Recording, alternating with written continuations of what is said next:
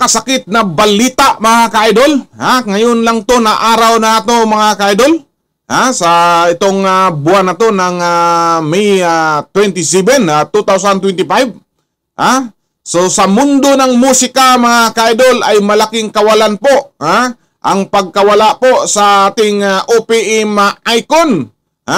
Na si Ka Freddy Aguilar mga ka-idol. So Ka Freddy,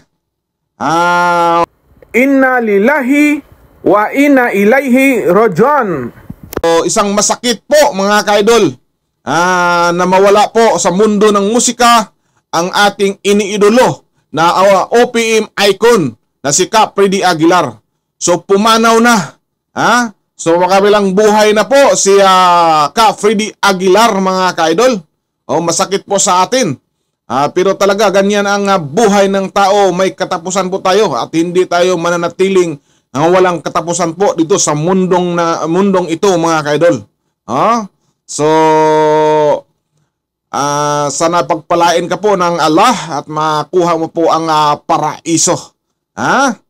So panoorin po natin balita mga ka-idol tungkol po sa pagkamatay ni Ka Freddy Aguilar. Pumanaw na ang Filipino folk singer na si Freddy Aguilar sa edad na 72 ngayong Martes, May 27, 2025 sa Philippine Heart Center. Ito ang kinumpirma ni Attorney George Briones ng Partido Federal ng Pilipinas o PFP, kung saan naging National Executive Vice President si Freddy Aguilar. Matatanda ang naging kandidato sa Senado ang singer, ngunit hindi ito pinalad. Ipinanganak siya noong February 5, 1953. Gayunpaman, wala pang detalye o impormasyon na ibinigay tungkol sa partikular na sakit o kondisyon na naging sanhi ng kanyang pagkamatay. Ang kanyang libing ay inihanda at dinsunod na rin sa ritual ng Islam na sumasalamin sa kanyang pananampalatayang Muslim. Naiwan ni Freddy Aguilar ang kanyang partner na si Jovi Gatdula Albao na mas kilala rin sa kanyang Muslim na pangalan na Siti Mariam. Si Mariam ay 28 years old na, 44 years din ang agwat ng kanilang edad. Ang kanilang relasyon ay naging kontrobersyal dahil sa malaking agwat ng edad at sa murang edad ni Jovi noong sila ay nagsimulang magkasama. Kung maalala natin, si Freddy Aguilar ay nagtanghal sa inauguration ni former President Rodrigo Duterte ang kantang Para sa Tunay na Pagbabago. Nagsimula ang karera ni Freddy Aguilar sa musika sa murang edad.